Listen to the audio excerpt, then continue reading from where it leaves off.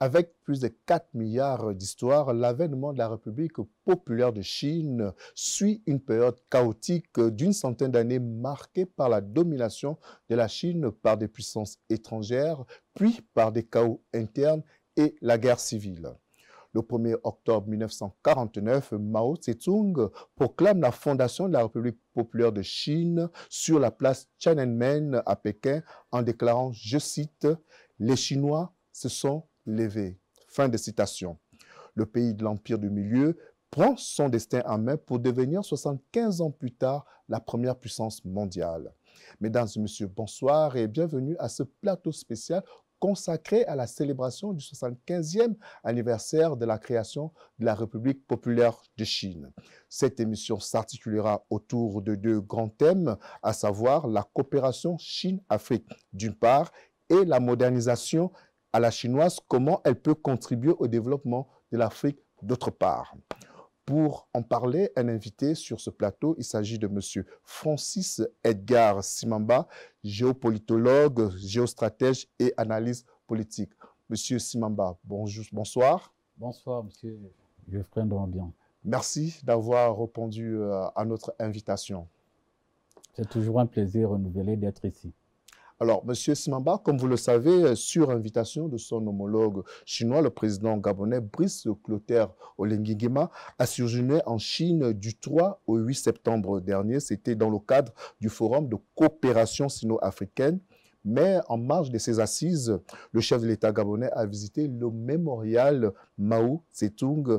Je vous invite à suivre ce reportage de nos confrères de la direction de la communication présidentielle. Beijing, mémorial Mao Tse-tung. En ces lieux où repose pour l'éternité le père de la nation chinoise, le président de la transition avec la première dame à ses côtés est venu s'incliner. Plus qu'un hommage, c'est un devoir de mémoire que le général Brice Clotaire Oligui Nguema s'est livré. La reconnaissance de l'œuvre du fondateur de la République populaire de Chine, principal dirigeant de l'État jusqu'à sa disparition le 9 septembre 1976 à Pékin. Mao Tse-tung était le précurseur, l'artisan principal de la coopération sino-gabonaise, avec son homologue de l'époque, Omar Bongo Ondimba, il y a plus d'un demi-siècle. Vénéré par son peuple comme un héros national pour avoir libéré le pays de l'occupation et de l'exploitation étrangère, le grand timonier, comme on le désigne encore, bénéficie jusqu'à ce jour d'un souvenir, d'une admiration unique de ses compatriotes. Fondateur de la doctrine maoïste, l'homme d'État et chef militaire chinois a su mettre l'accent sur l'indépendance nationale et le développement équilibré de la paysannerie. Les fruits de cette politique aujourd'hui caractérisent la grandeur de la Chine, devenue l'un des pays les plus prospères du monde. Voilà, M. Simamba, un devoir de mémoire. Brice Clotaire Oligui Nguema au mémorial Mao Tse-tung. Merci, monsieur Ndondian. Il y a trois interprétations que nous pouvons dégager à la suite de cette visite. Déjà, elle a un caractère symbolique, historique et même, on peut aller au-delà, une dimension culturelle. Et lorsque vous revisitez un peu l'histoire de la Chine, et vous l'avez rappelé fort à propos, c'est à la suite des guerres civiles de 1927, d'accord, qui opposent le Kuomintang au parti communiste chinois dirigé par Mao, qui va conduire le 1er octobre 1949 à la création de ce qu'on appelait la République populaire de Chine. Déjà, il y a cette reconnaissance historique parce que Mao est considéré comme le père fondateur de la Chine moderne. L'autre interprétation, vous le savez, c'est une dimension à la fois historique et politique parce que ceux qui ont posé les fondations des relations de coopération bilatérale entre le Gabon et la Chine en 1974, c'était Mao Tse-tung et Feu Omar Bongo Ondimba. Donc, vous devez savoir que le président de la République, son Excellence Brice Clotaire Oligui Nguema, à travers les actions qu'il pose déjà sur le plan interne, d'accord, c'est quelqu'un qui est très attaché à l'histoire, parce qu'un peuple, pour se construire, a besoin d'avoir les repères. Et les meilleurs repères, nous pouvons les retrouver dans notre passé. Il était de bonne loi, effectivement, lui et son épouse Zita Oligingema, d'aller rendre à la fois un hommage mérité au père de la nation et de la République chinoise. Alors, les Chinois ont une affection particulière, pour ne pas dire un dévouement à Mao Tse-tung, que par ailleurs on appelle le grand timonier. Qu'est-ce que cela veut dire, le grand timonier, sur le plan historique? Et 75 ans plus tard, le grand timonier, ça réfère à quoi? Bon, pour vous faire ma lecture, d'accord, de ce que représente déjà le personnage de Mao Tse-tung dans l'imaginaire collectif des Chinois, vous savez, il y a cette citation qui est devenue célèbre et nous pouvons creuser à travers cette citation. Je cite, « Lorsque la Chine se réveillera, le monde tremblera ». C'est-à-dire, pour les Chinois, Mao est le repère obligé. Mao est même l'essence de la puissance chinoise. Et le visionnaire, c'est toute une vision qui a été... Effectivement, beaucoup même considèrent que c'est l'un des prophètes, d'accord, prophète de l'histoire moderne de cet État, et d'autres vont même jusqu'à le déifier. C'est un dieu, parce que c'est quelqu'un qui a eu une projection de plus de 50 ans avant ce que devait être la Chine. Aujourd'hui, les preuves sont là, certainement. Tout au long de l'émission, nous allons revenir sur la puissance chinoise dans le monde et dans les relations internationales. Alors, toute une pensée philosophique qui lui est consacrée? Oui, effectivement, pour ceux qui ont eu la possibilité de visiter ce qu'on appelle aujourd'hui en Chine les écoles de Confucius, et ceux même qui ont eu la possibilité de se frotter à l'école de stratégie chinoise, je pense qu'après Sun Tse, l'un des stratèges qui est beaucoup plus étudié dans les écoles de stratégie chinoises, c'est Mao, avec la Révolution verte. Ils estiment effectivement qu'au-delà de la dimension politique, la dimension stratégique, mais Mao incarne aussi la pensée philosophique de la Chine moderne. Et puis, il faut le rappeler, il y a eu la tenue du Forum de coopération sino-africaine au cours duquel la voix du Gabon s'est fait entendre par Brice Clotaire Oligingema. Je ne vous en dis pas plus. Suivons une fois de plus ce reportage de nos confrères de la direction de la communication présidentielle. C'est le plus grand rendez-vous diplomatique depuis la période de Covid qui se tient en présentiel. Près d'une cinquantaine de dirigeants d'Afrique et leurs représentants sont présents à ce second forum économique Chine-Afrique. Dans le concert de ces nations réunies, le président de la transition du Gabon a su faire entendre sa voix. Mon pays soutient pleinement la déclaration et le plan d'action soumis à notre examen. Elle se réjouit de la prise en compte de plusieurs secteurs porteurs de croissance. Travailler ensemble à promouvoir la modernisation et à construire une communauté d'avenir partagée Chine-Afrique de haut niveau. C'est le thème de cet événement international. Cette initiative s'inscrit dans la droite ligne de ces aspirations socio-économiques prévues dans les plans de développement continentaux, régionaux et de nos différents pays. Elle leur offre diverses opportunités d'investissement et d'importantes possibilités d'avancée technologique. En ce qui concerne le Gabon, nous avons signé un mémorandum d'entente en 2018. Nous avons adhéré pleinement à l'initiative sur la ceinture élargie. Nous attendons la pleine réalisation de nos projets et ambitions dans le cadre du FOCAC. Pour le Gabon et pour l'Afrique, la Chine, premier partenaire commercial du continent, s'engage au financement de projets d'investissement à hauteur de plus de 50 milliards de dollars. L'offre s'étend sur 3 ans. Elle vise à renforcer la collaboration en infrastructure et commerce entre le géant asiatique, seconde économie mondiale, et l'Afrique.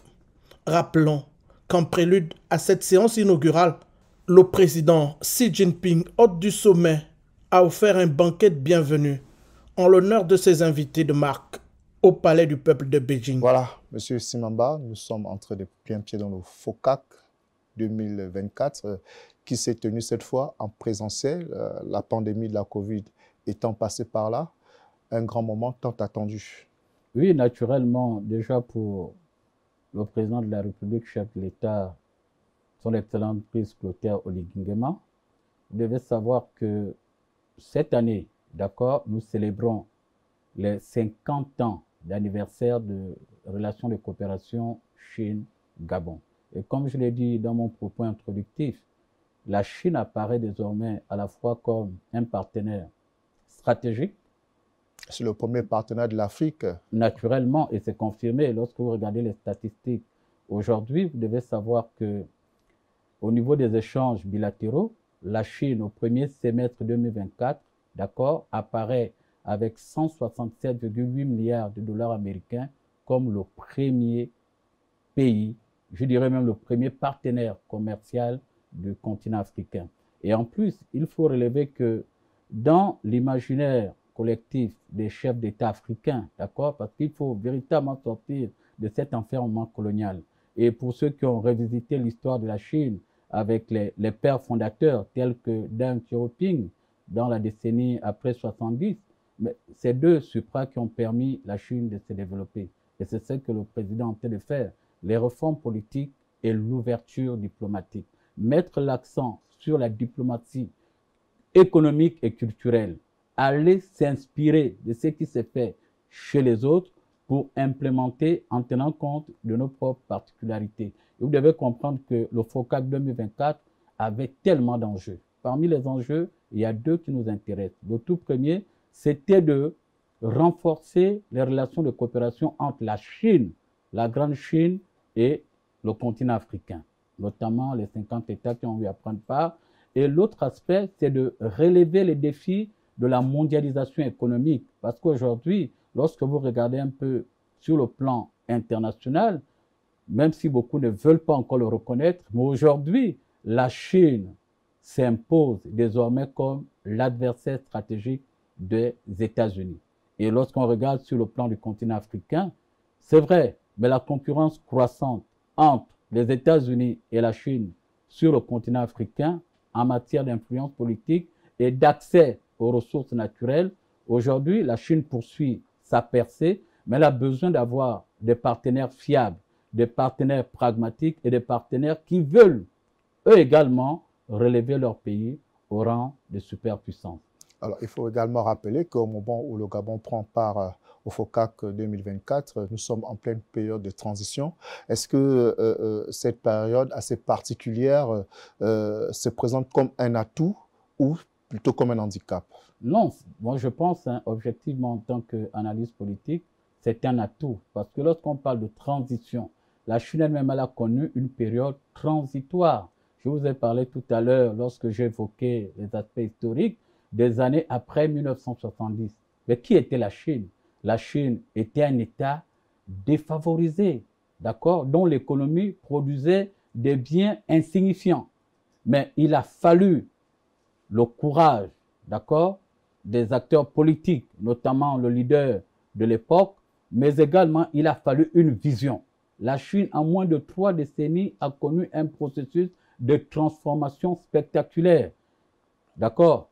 Et quand vous regardez la démarche du président Brice Clotaire Oligui Nguema, le président de la République du Gabon, il est quasiment en train de s'inspirer des pères fondateurs. Il ne faut pas rester enfermé, il ne faut pas vivre en vase clos. Et même, comme je l'ai dit tout à l'heure, même la visite au Muzélé, il y a tout un symbole derrière, d'accord? Il est conscient que ceux qui ont posé les fondations de cette coopération sont des pères et des personnes qui avaient une vision sur le long terme. Aujourd'hui, la transition doit être comme une opportunité et le président est conscient. Même pour capter toutes ces ressources et amorcer le développement, il faut également que nous, de notre côté, nous Gabonais, nous amorçons la transition des mentalités. Parce que le tout, c'est d'avoir les financements. Mais le plus important, c'est de travailler dur pour atteindre les objectifs. Alors, un proverbe très connu, un chinois dit « Apprends-moi à pêcher » que de me donner du poisson. Que de me donner du poisson.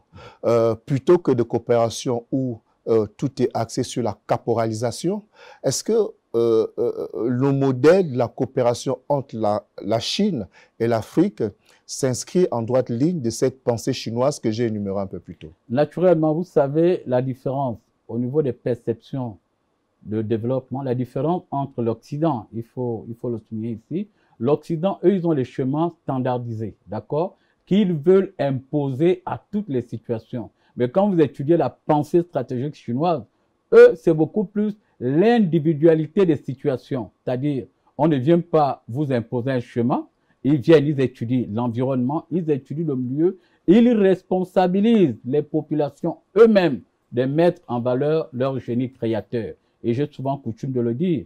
Non, le développement, ce n'est pas l'occidentalisation. Le développement, c'est la capacité qu'a chaque peuple d'accéder à sa propre modernité. Effectivement, le dicton chinois en dit long sur la profondeur historique de la Chine et même sur la capacité de la pensée chinoise à s'adapter au monde. Aujourd'hui, il faut ce transfert effectif des compétences et des technologies. Il faut donner la possibilité aux Africains eux-mêmes de penser leur développement. On n'impose pas à un peuple son développement. Et il y a quelqu'un qui l'a dit fort à propos, que tout ce qui est fait contre nous, sans nous, est contre nous. Et quand vous regardez la stratégie chinoise, c'est de pouvoir responsabiliser les États africains, c'est de pouvoir, pas accorder de l'aide, mais pouvoir les accompagner dans ce processus de développement.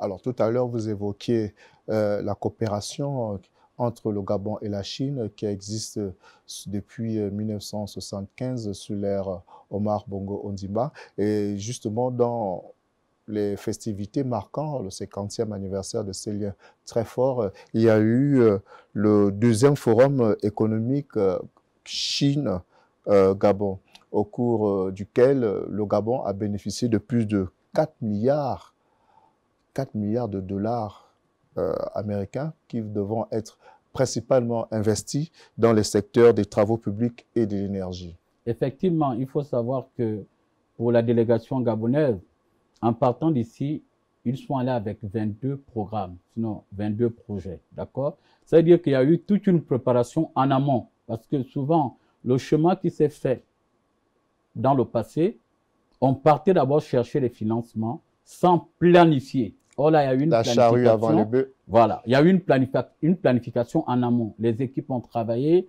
les membres du gouvernement ont travaillé, chacun dans son secteur. Ce qui a fait qu'en allant là-bas, ils ont présenté le plan national de développement de la transition, PNDT, d'accord? Mais autour de ce plan, il y a 22 programmes. On peut citer 2 ou 3 grands projets. Il y a la construction du pont en eau profonde de Mayumba, d'accord? L'État gabonais, sous l'ère de la transition, projette de construire ce qu'on appelait le corridor ferroviaire, parce que les matières que nous devons exploiter, le fer que nous devons exploiter à Bilinga, il faut l'acheminer, d'accord? Et à côté de ça, il y a aussi un aspect qui est mis sur les infrastructures et le transport, parce que pour permettre le maillage territorial, l'interconnectivité des provinces, il faut développer les routes, il faut développer les infrastructures. Si les hommes se connectent, les mentalités vont évoluer et le Gabon pourra amorcer son développement. Donc, je pense à juste titre qu'effectivement, nous avons tiré profit de ce forum économique Gabon-Chine. Parce qu'avec un financement de 4,3 milliards de dollars, je pense qu'avec ça, nous n'avons pas le droit à l'erreur. Il faut qu'on se mette directement au travail pour implémenter, sinon expérimenter la dimension économique impulsée par le président de la transition, Brice Clotaire Oligui Nguema. Alors, la Chine, dans son approche par rapport à l'Afrique, met en avant une philosophie économique win-win, gagnant-gagnant. Est-ce qu'aujourd'hui, plus de 50 ans après, on peut dire que cette coopération est véritablement gagnante-gagnante? Bon. Ou est-ce qu'on peut entrevoir des prémices? Bon, déjà, ce qu'il faut souligner, c'est-à-dire que tout à l'heure, vous et moi, dans notre propos introductif, nous l'avons ressorti en filigrane.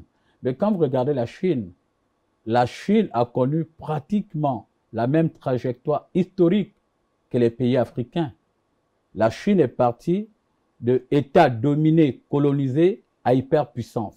D'accord? Aujourd'hui, même lorsqu'on regarde le basculement, actuellement, tout se passe en Chine.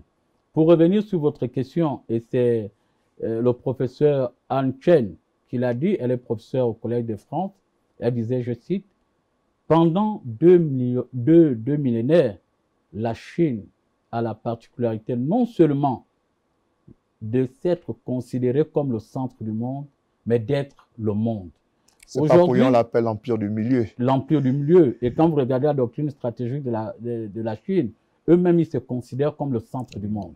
Donc, quand vous regardez, ce qu'il faut dire aux États africains également, c'est de ne pas imiter aveuglement le modèle chinois, mais de s'inspirer profondément de leur trajectoire de développement. Parce que la Chine, la particularité, certes, la Chine, lorsqu'elle vient, elle vous donne les financements. Elle applique son principe de neutralité politique. Votre régime politique, tout ce que vous faites en interne ne l'intéresse pas trop. Le plus important, c'est de se dire, mais comment la Chine, quelles sont les étapes que la Chine a eu à traverser pour en arriver là? C'est quand même moins de 50 ans, l'histoire de la Chine. Mais M. Simamba, derrière ça, qu'est-ce que la Chine gagne à travers tous ces financements? La Chine gagne deux choses. Vous devez savoir que la Chine est en compétition avec les États-Unis d'Amérique, hein, sur le continent africain, notamment en matière d'influence politique et surtout pour l'accès aux ressources naturelles. Il y a d'abord ça. Autre chose, la Chine a besoin d'un grand marché. L'Afrique, c'est le continent de l'espoir. L'Afrique est sur le point de devenir l'atelier du monde. On se discute les parts de marché. La Chine ne vient pas ici pour dire qu'on vous apporte le développement. Vous devez savoir, et vous l'avez dit dans votre propos, je pense que je vous ai bien suivi, oui, c'est le principe win-win, gagnant-gagnant. Et cette collaboration s'inscrit dans ce qu'on appelle la coopération sud-sud.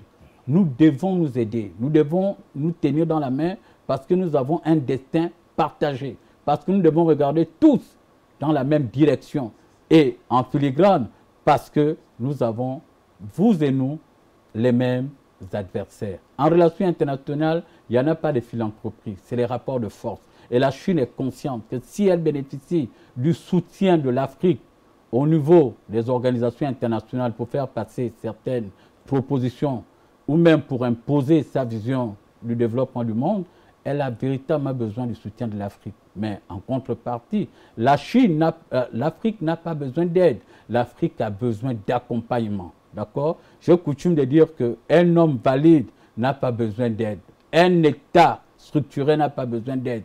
Un État structuré, comme les États africains, en plein début du XXIe siècle, ils attendent de la Chine l'accompagnement. Et je pense que cet accompagnement a commencé au FOCAC 2024. Et en plus, le président Xi Jinping, qui a relevé deux choses importantes lors de son discours d'ouverture, il a commencé par dire ceci, je cite, si vous me permettez, les relations de coopération Chine-Afrique, d'accord, est sur le point de connaître leur meilleure période de l'histoire. Avant d'ajouter, la Chine est prête aujourd'hui à approfondir les relations de coopération avec l'Afrique. C'est pourquoi nous prenons l'engagement de vous accorder un financement supplémentaire de 50 milliards de dollars américains et en plus, nous prenons l'engagement historique de contribuer à la création de 1 million d'emplois sur le continent africain. Les actes sont là, les discours également. C'est maintenant à nous de saisir l'opportunité historique. Et justement, M. Simamba, la création de ces emplois passe par la formation.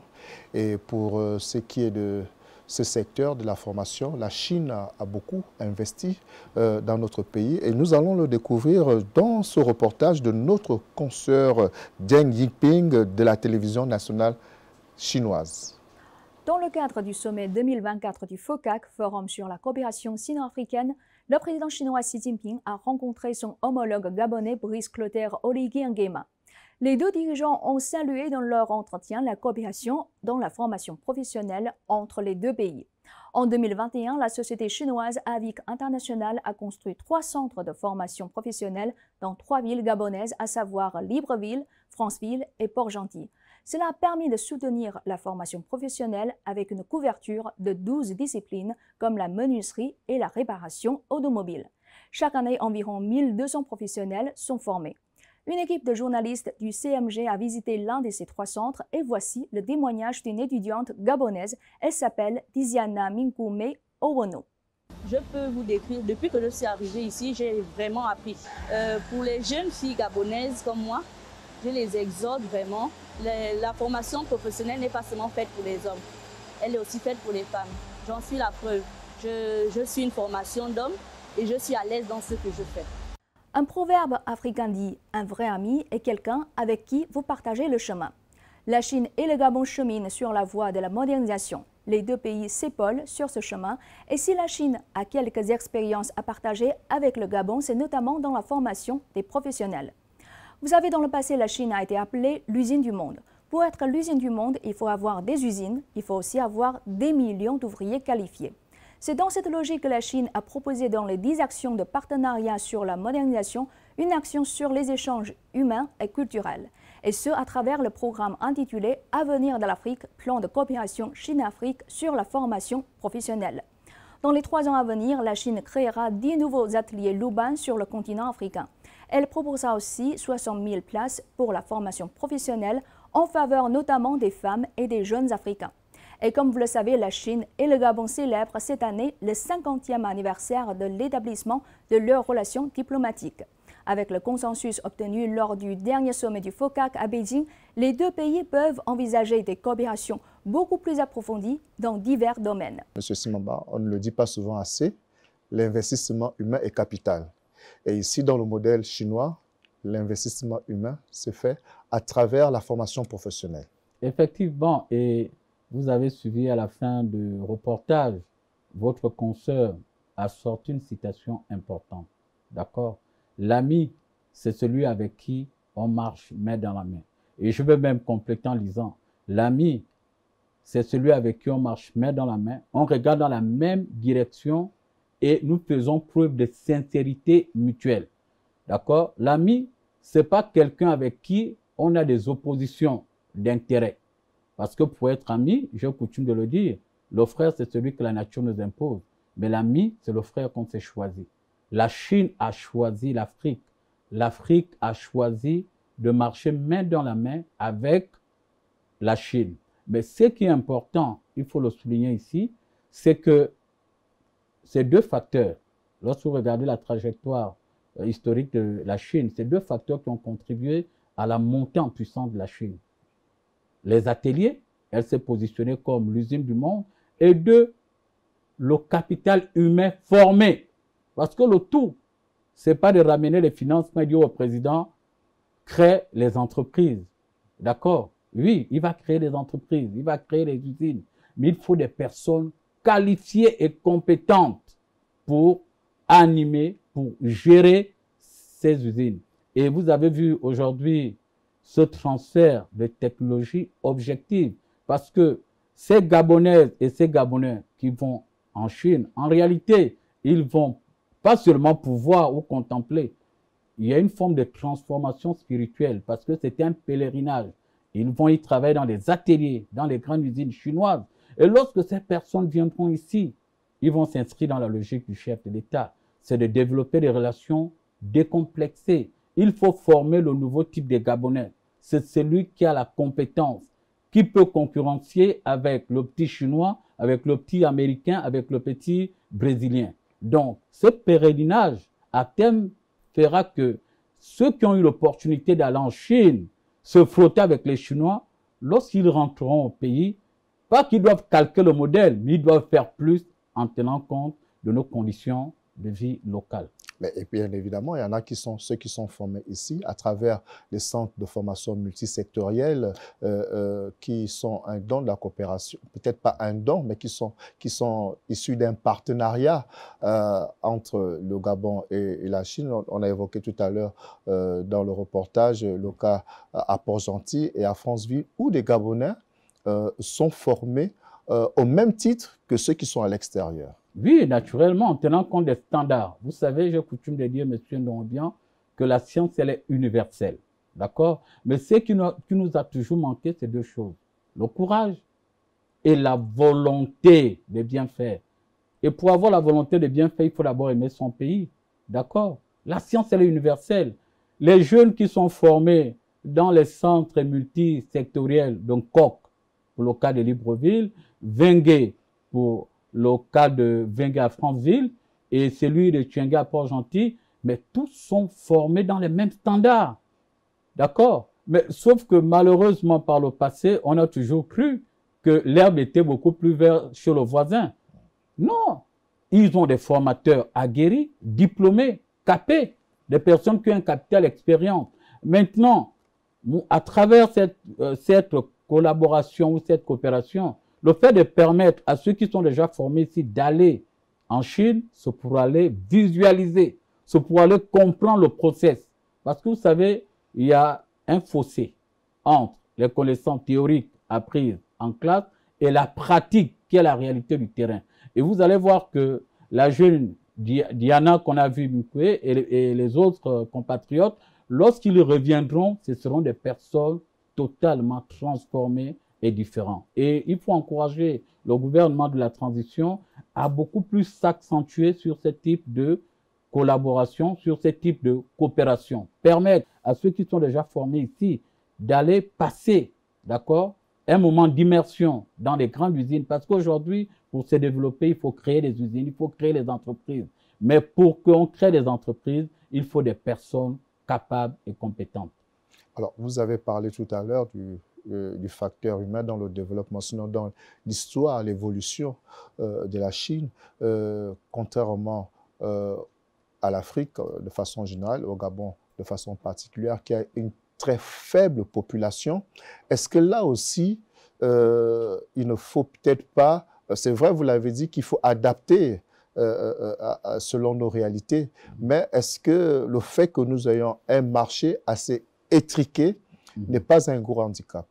Bon, je pense que, vous savez, c'est cela aussi la stratégie. On définit la stratégie comme l'ensemble de moyens mis en œuvre pour atteindre un objectif. C'est-à-dire que c'est à nous, et c'est ça le rôle le chef de l'État et fixe la vision, le gouvernement l'implémente, l'exécute, et au peuple de suivre. Lorsqu'on regarde la trajectoire de la Chine, c'est ce qui s'est passé. En fait, nous devons tenir compte en même temps de nos faiblesses que nous pourrions transformer en opportunités. Le plus important déjà, c'est de revoir le logiciel mental. D'accord? Pourquoi orienter des milliers de jeunes dans des facultés des lettres et des sciences humaines? Or, aujourd'hui, pour être compétitifs, nous devons être capables de transformer. C'est-à-dire nos matières premières doivent subir la première, la deuxième transformation localement pour être compétitifs. D'accord? Pour cela, aux jeunes qui arrivent après nous, ils doivent déjà changer leur logiciel mental. Ils doivent se décomplexer. Ce n'est pas le fait de travailler dans une usine, dans une entreprise, dans un atelier, que ça voudrait dire qu'ils sont moins que ceux qui travaillent dans les bureaux. Et tout à l'heure, peut-être, on va relever cet aspect. Le revirement remarquable de la Chine, d'accord? Lorsque vous regardez ce changement de positionnement, ils ont compris que leur pays avait besoin d'avoir à la fois des ouvriers, à la fois des scientifiques, à la fois des hauts cadres. Mais si on est dans une société où tout le monde aspire à être haut cadre, être scientifique, mais nous allons toujours nous plaindre que certains postes sont tenus par nos frères venus d'ailleurs. C'est ce changement. Est-ce que ce n'est pas là le problème de l'inadéquation formation-emploi? Naturellement, mais je pense qu'avec la construction de Dongbien, avec la construction des 3 centres multisectoriels, c'était déjà pour corriger ça, d'accord? Parce que là, beaucoup ne vont pas dire que on nous oblige à suivre un chemin, on nous oblige à suivre des formations qui n'ont rien à voir avec les desiderata des entreprises. Aujourd'hui, les jeunes ont la possibilité de pouvoir s'orienter, d'accord, dans des secteurs, dans les filières de formation professionnelle pour être beaucoup plus efficaces et efficients pour le pays. Le plus important, ce n'est pas d'avoir un diplôme et se balader toute la journée et dire que je suis titulaire d'un master. Mais ton master 2, ça sert à quoi? Ça produit quoi? Justement, aujourd'hui, c'est vrai, on met beaucoup l'accent sur la formation, particulièrement la formation professionnelle.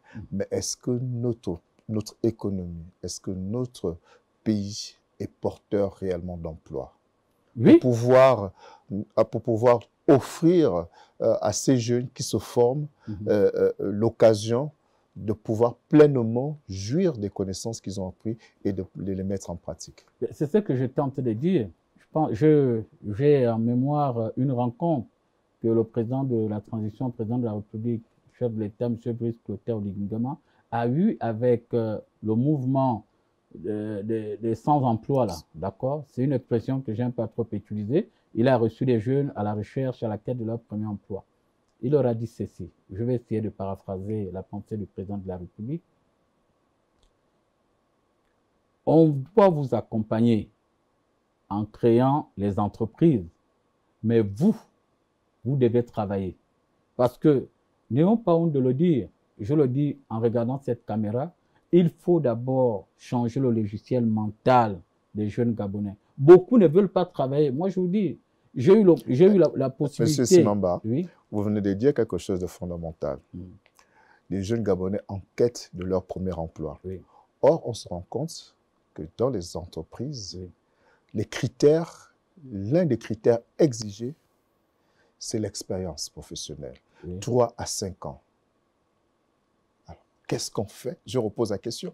Qu'est-ce qu'on fait de ces jeunes qui sortent des écoles, Oui. qui n'ont pas encore cette expérience, alors que les entreprises devraient faire montre de souplesse, parce que la formation devrait continuer jusque dans les entreprises. Je suis d'accord avec ce que vous dites. Lorsqu'on exige 1 à 2 ou 3 années d'expérience, de quelle expérience parle-t-on? D'accord? On ne vous exige pas ou on ne vous impose pas qu'il faut nécessairement avoir travaillé dans une entreprise. Mais aux gens de comprendre que moi, quand je sortais de l'université, j'ai milité dans les associations, c'est une expérience professionnelle. D'accord? Plus associative. Et maintenant aussi autre chose, les jeunes doivent comprendre que lorsqu'on apprend, on n'exige pas de salaire. Combien de jeunes sont prêts aujourd'hui à accepter d'aller passer une période d'immersion de 2-3 mois? Vous-même, vous trouvez votre taxi. Mais en Afrique de l'Ouest, c'est ce qui se passe, M. Dombian. Mais ça, c'est pas sur Gabon. Il y a beaucoup de jeunes qui sont en situation de sacrifice, j'ai envie de dire. Oui. D'où l'arbitrage, même dans l'administration publique, d'où l'arbitrage du chef de l'État qui a accordé des postes budgétaires à de nombreuses personnes qui sont restées des années sans pour pouvoir bénéficier de la contrepartie de leur effort. Mais je pense que, bon, c'est aussi le rôle de l'État et je pense que ça va se faire. C'est-à-dire qu'il faut aussi exercer, il faut un moyen de pression qu'il faut exercer à certaines entreprises, d'accord? À certains entrepreneurs qui ont la possibilité de recruter, ne serait-ce que pour un stage d'immersion de 2, 3, 4 mois. Ça fait partie de ce qu'on appelle la REC, la responsabilité sociétale des entreprises. D'accord? Il faut aussi, mais pour imposer, vous savez, moi j'ai coutume de dire, c'est vrai, je suis peut-être un peu dur, mais moi j'ai 2 types de neveux. J'ai un neveu, il se lève chaque matin, d'accord? Il va déposer les dossiers dans les entreprises, même là où c'est marqué, il n'y a pas d'embauche. Mais j'ai un autre neveu, toujours que je garde dans ma maison, chaque fois il me demande, mais tonton, c'est quand le boulot? De vous à moi, parmi les 2, qui va trouver le travail le premier? C'est celui qui se lève chaque matin. Parce que vous devez savoir qu'après, dans la vie, il y a la loi de la correspondance. À celui qui se bat, il trouvera l'emploi. Il faut plutôt dire aux jeunes, ils ne doivent pas désespérer d'espérer. Ils doivent continuer à se battre. Il y a les opportunités. Moi, je le dis à qui veut l'entendre. Je m'appuie sur l'expérience de certains jeunes qui passent dans les réseaux, qui partagent leur expérience. Souvent, ce n'est pas un parent qui vous trouve l'emploi. Ce sont vos efforts capitalisés qui vous ouvrent les portes. Que les jeunes aussi, les jeunes Gabonais, arrêtent d'attendre sur place. Le président a ouvert un boulevard, il a donné la possibilité à certains d'avoir les postes budgétaires. Mais nous disons, pour être compétitifs, notre administration ne doit pas être chargée seulement des cadres. Il faut inciter. L'État doit mettre des politiques incitatives pour donner la possibilité aux jeunes de créer leurs entreprises. Des gens n'est pas très présents, même sur le secteur informel, qui est quasiment tenu à 90% pour nos frères venus d'ailleurs. La richesse, ça commence par 1 franc, 5 francs, 50, 100 francs. Que les jeunes changent un peu de logiciel mental, qu'on régale l'entrepreneuriat. Le dire, ils vont se dire que moi je viens tenir un tel discours en étant en veste. Mais vous qui me côtoyez, vous savez que même en dehors de mes heures creuses, je fais un peu de l'entrepreneuriat. C'est cet état d'esprit qu'il faut inculquer aujourd'hui à la jeunesse gabonaise. Alors, je reste accroché à l'état d'esprit que vous avez évoqué. On sait qu'en Chine, l'état d'esprit, c'est le travail. Oui. Et parfois même, la réussite, on va dire, l'éclosion sociale est parfois subsidiaire. On se met d'abord en tête, il faut travailler. A contrario, nous, on est plus porté vers un modèle de réussite facile, parfois sans travail, et avec en filigrane le modèle politicien qui réussit dans l'administration. Comment est-ce qu'aujourd'hui, la Chine nous offre toutes les opportunités, que ce soit tant sur le plan économique, sur le plan culturel, vous l'avez si bien évoqué, et sur le plan historique. Comment changer ce logiciel pour que nous ne voyons pas seulement en la Chine un partenaire économique avec qui nous avons des échanges commerciaux, mais un modèle inspirant pour nos populations, qui a cette population chinoise qui a cette mentalité de travailleurs. Comment est-ce que... C'est vrai que le processus peut être long, mais de vous à moi, il faut bien y parvenir. Naturellement, et il faut le dire ici, vous savez, rien ne naît ex nihilo. Tout se construit, se déplie et se prolonge dans le temps. Le plus important, c'est de commencer. Ça paraît difficile au début, mais vous l'avez dit, c'est l'état d'esprit. C'est l'état d'esprit. Le Gabon a un génie, chaque peuple a un génie créateur. Mais pour le mettre en exergue, il faut d'abord faire preuve d'état d'esprit. Nous devons être un peuple battant. Nous devons être un peuple gagneur. Moi, j'ai vu, c'est une image qui m'a marqué, lorsque le président de la transition était allé booster l'équipe nationale des Panthères. Et nous vaincrons. Nous devons avoir la mentalité de ceux qui veulent graver le nom de notre pays dans les annales de l'histoire. Avoir déjà la culture de la ponctualité, avoir la culture du professionnalisme, avoir la culture de l'humilité, parce que même pour apprendre, vous avez besoin d'avoir un mentor. Vous pouvez rentrer, ça c'est important de dire aux jeunes, vous pouvez rentrer avec un super diplôme, mais pour gravir les échelons, vous avez besoin qu'un aîné vous tienne par la main et vous montre la direction à suivre. Donc cet état d'esprit, les Chinois l'ont eu. Et je vous ai dit, monsieur Ndongobian, vous imaginez, en moins de 3 décennies, la Chine a quitté l'étape des pays défavorisés dont l'économie produisait des biens insignifiants pour devenir la 2e puissance économique du monde. C'est quand même un exploit. Mais les gars, ce n'est pas un coup de bâton magique. Les gars ont travaillé. Ils se sont sacrifiés. Ils se sont donnés à fond parce qu'ils avaient un challenge. Mao leur a dit, et il avait déjà averti le monde, que quand la Chine se réveillera, le monde tremblera. Il faut aussi le dire aujourd'hui, on a un leader. Nous traversons une période assez particulière de notre histoire avec la transition. C'est le moment de poser les jalons du futur Gabon. Mais pour cela, il faut une prise de conscience individuelle et collective, déjà des populations, mais surtout des jeunes.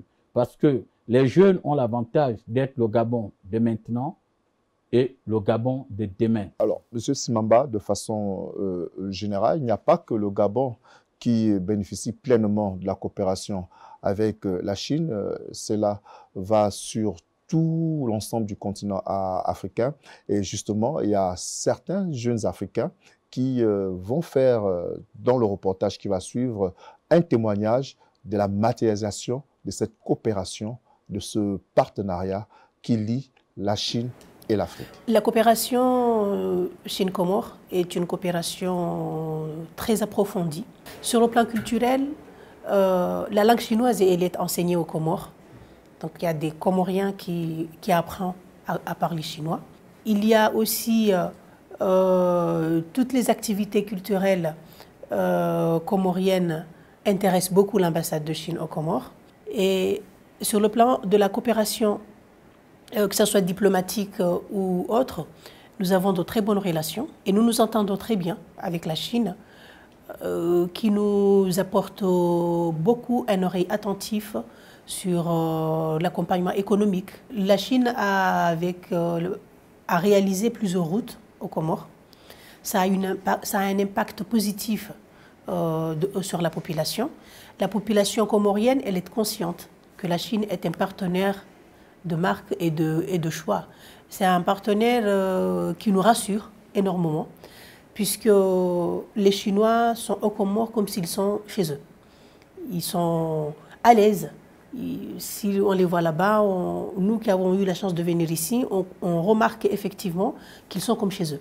C'est quelque chose de très intéressant, le fait de promouvoir le partenariat entre la Chine et d'autres pays. Il ne dirait pas seulement que l'Afrique. C'est vrai qu'avec l'Afrique, ça nous plaît énormément. Ça permet à nos populations d'avoir plus de visibilité dans le développement, d'amorcer un développement qui ne dit pas son nom. Parce qu'à travers ce partenariat, il y a un échange, non seulement de culture, il y a un échange de savoir, il y a un échange de financement à travers le financement de projets de part et d'autre. Il y a un échange commercial qui s'installe.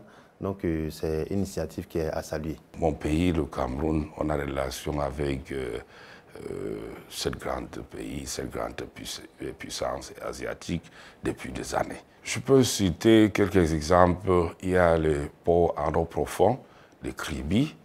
Il y a aussi Palais des Sports de Yaoundé, c'est un don. Il y a aussi le Palais de Congrès. Il y a tellement d'exemples à citer, surtout sur le plan infrastructurel. Il y a aussi l'autoroute qui quitte de l'aéroport de Yaoundé directement vers le centre de ville. Et on est très fiers de toutes ces infrastructures. Pour avoir été étudiant en Chine, je pense que je suis déjà un des témoins de cette coopération, parce que j'ai eu mon doctorat en Chine. Et avec les infrastructures, parce que comme je l'ai dit tantôt, nous devons mettre l'humain au centre de tout. Avec les centres de formation multisectoriels qui ont été construits par l'accompagnement de la Société Avic Internationale au Gabon, dont nous avons actuellement 3 centres multisectoriels de formation professionnelle, notamment à Libreville, à Tchengué et à Port-Gentil, et en Mbengue au sud du Gabon, à Franceville. Et dans ces centres-là, il y a bien entendu des formations qui visent ces différents domaines.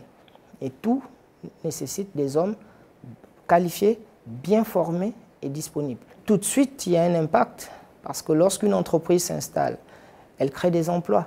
Et après, c'est maintenant le fruit de ce qui a été réalisé.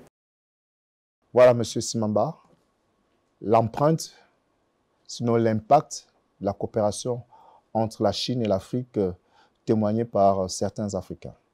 Oui, effectivement, M. Ndombian, nous avons suivi avec beaucoup d'intérêt l'élément qui vient de passer. Je pense qu'il y a eu une femme du Comore, c'est ça? Comorienne. Un frère pas très loin de l'Afrique centrale du Cameroun et un compatriote gabonais qui ont clairement affirmé, et le compatriote gabonais qui a fait ses études en Chine, qui est un peu produit parce qu'il est revenu avec un doctorat. Il a cité quelques réalisations. On peut ajouter, il y a le stade de l'amitié, d'accord? Il y a le palais Léomba qui abrite l'Assemblée nationale. Il y a là où nous sommes actuellement pour cette émission en direct, la maison Georges Rawiri, d'accord?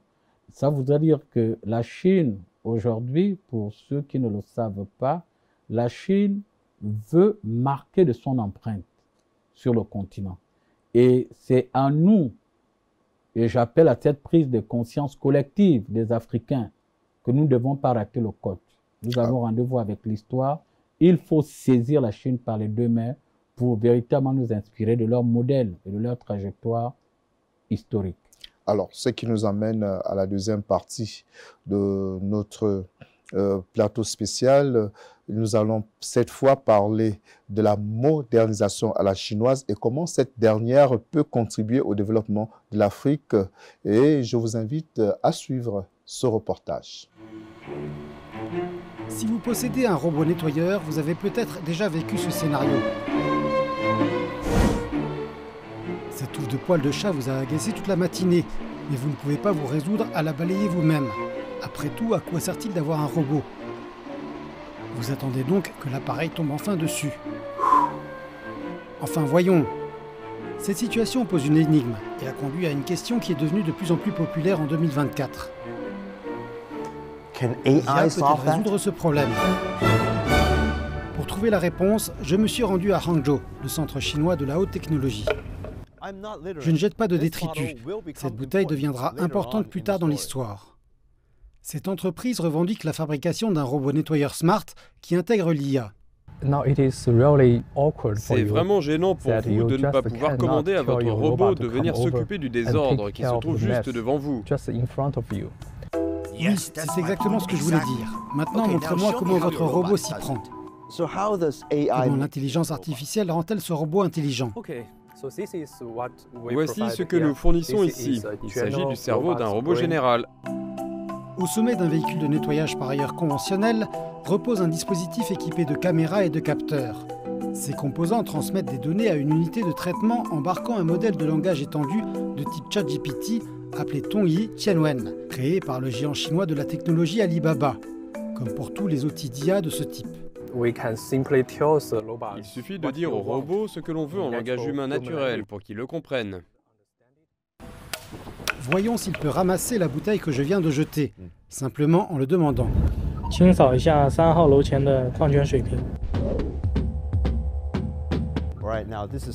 est un flux en direct. Il a reçu un ordre et est maintenant en mouvement.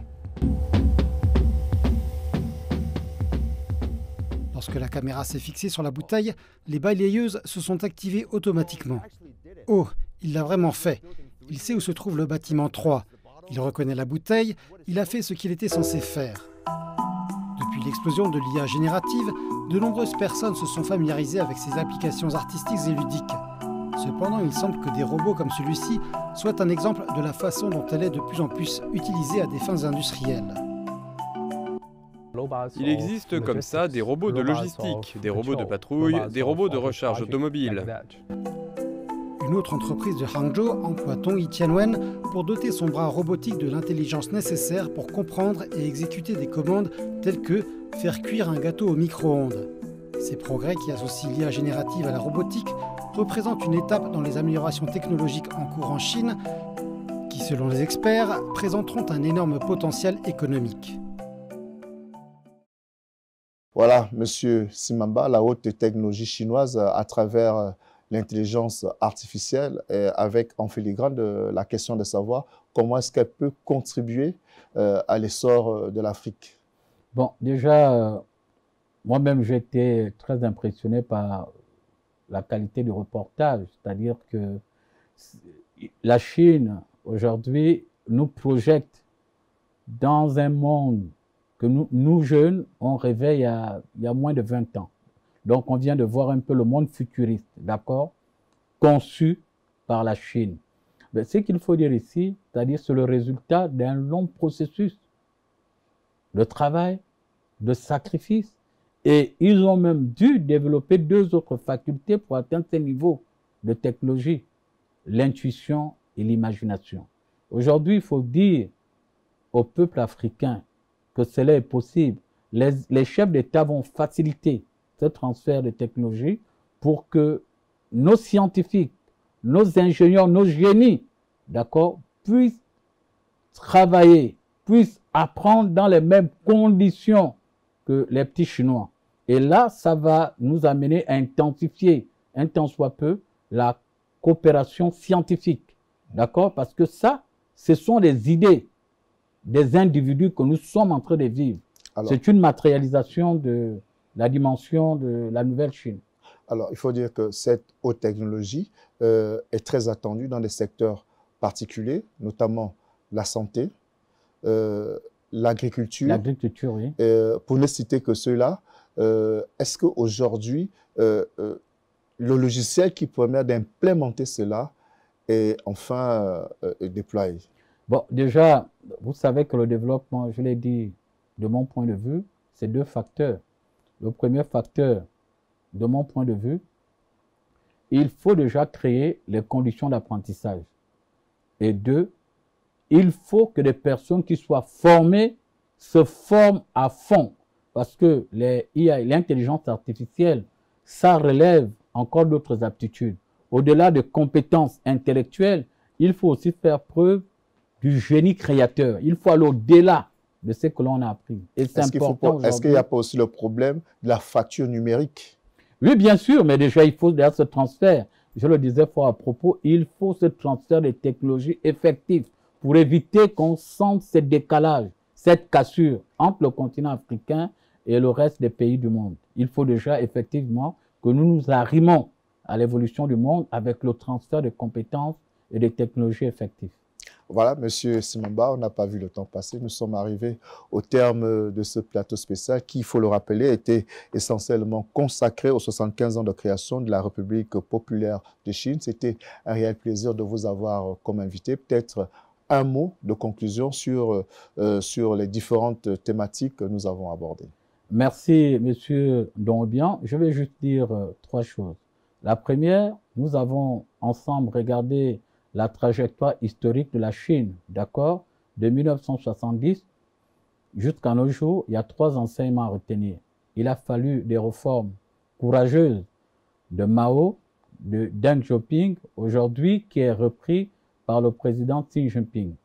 La deuxième chose, la Chine aujourd'hui est la deuxième puissance économique du monde.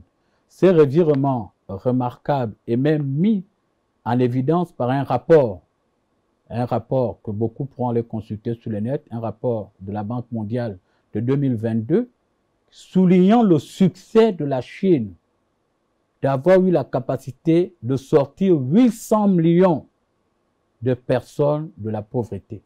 Seulement cette réalisation représente à elle seule 70% des efforts mondiaux de lutte contre la réduction de la pauvreté. Et la troisième chose, c'est de dire aux Chinois que l'Afrique, on vous fait confiance. Nous avons connu une histoire douloureuse. Nous voulons sortir de cet enfermement colonial. Nous avons besoin, pas de l'aide, mais de l'accompagnement pour que l'Afrique soit hissée au rang du continent de l'espoir et de l'espérance. Voilà, ceci étant, je vous remercie à tous de nous avoir suivis. Bonne suite de programme sur Gabon Première et à très bientôt.